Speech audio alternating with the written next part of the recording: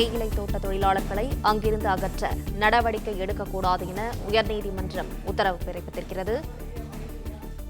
தொழிலாளர்களுக்கு மறுவாழ்வு வசதிகளை செய்து தரும் வரை அவர்களை அகற்ற நடவடிக்கையும் எடுக்கக்கூடாது என அறிவுறுத்தப்பட்டிருக்கிறது. மேலும் விவரங்களோடு செய்தியாளர் சந்திரன் இணைப்பில் இருக்கிறார். சந்திரன், வணக்கம். விவரங்களை சொல்லலாம்.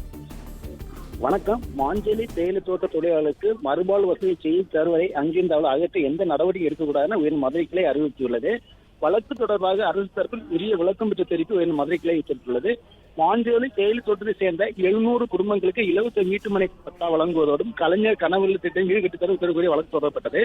கன்னியாகுமரி ரப்பர் தோட்ட கழகம், களக்காடு முண்டந்துறை புலிகள் சரணாலய பகுதி, அங்கன்வாடிகள், சத்துணவு ஒருங்கிணைப்பாளர் உதவிகள் போன்ற ஏதோ அரசு பணியை குடும்பத்தோடு வழங்க வேண்டும் என கோரியுள்ளனர்.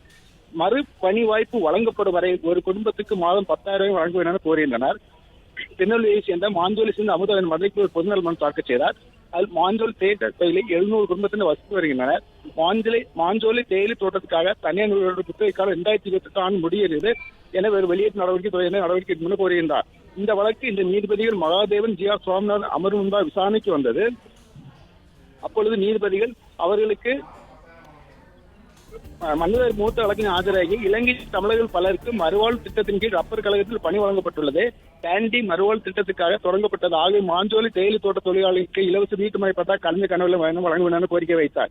இதைத் தொடர்ந்து நீதிபதிகள் எத்தனை தலைமுறைகளை அரங்கு அவர்கள் வசிக்கிறார்கள் என கேள்வி எழுப்பினார். தொடர்ந்து மாஞ்சோலை தேயிலை தோட்ட தொழிலாளர்களுக்கு மறுவாழ்வு வசதிகள் செய்து தரும் வரை அங்கிருந்து அவர்களை அகற்ற எந்த நடவடிக்கை எடுக்கும் என அறிவித்து வழக்கு தொடர்பாக மத்திய மாநில அரசுக்கு பதிலளிக்க உத்தரவிட்டு வழக்கு விசாரணை 21ஆம் தேதிக்கு ஒத்திவைத்துள்ளனர்.